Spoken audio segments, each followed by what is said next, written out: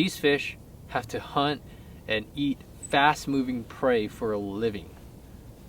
They have no problem tracking down and successfully capturing our wonky hunks of fake plastic, metal. These fake fish are totally well within their realm, and it's our job to convince them that they need to take a swipe at it. So don't get too overwhelmed with having the brightest, shiniest color to get the attention of these fish. All of these baits play just as much of a factor in my presentation, whether it's 20-foot visibility or 2-inch visibility.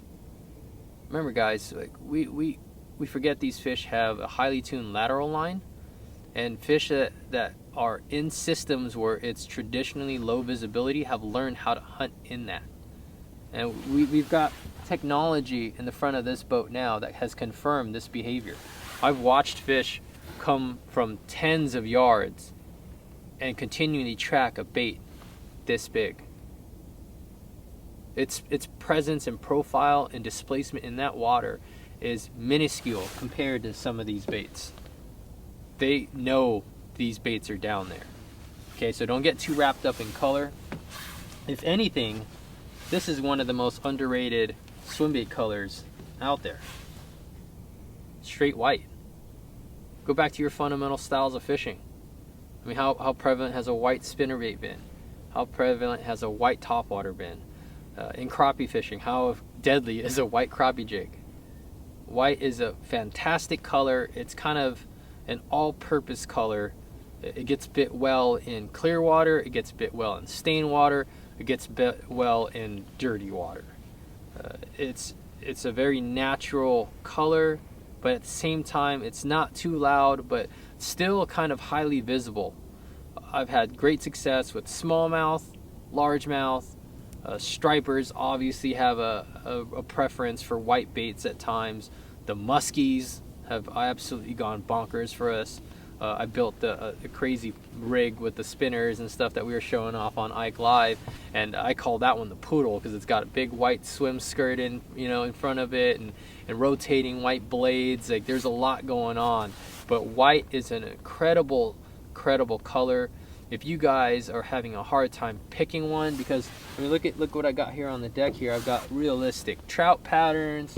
You've got shad, golden shiner style patterns. You've got carp patterns. You've got yellow perch patterns. You've even got bass patterns and shad patterns. I would say pick a color you have confidence in throwing, and everybody's different. If you feel like you need to match the hatch, there are options to match all kinds of big bait profiles that these bass may be eating. And at the same time, man, you almost cannot go wrong. Okay, if anything that I've learned from fishing hard baits is, as the hard baits have continued to catch fish and get beat up, and the paint's getting knocked off, if anything, man, I feel like these baits get a bit better when they're trashed, because perhaps that looks like an injured fish to a higher degree. But some of my best some of my best hard swim baits have almost no paint on them left. So how much of a factor has that played into the game? And I've taken that to the soft bait side of things as well. And the information Bass University provides isn't your basic run-of-the-mill fishing video.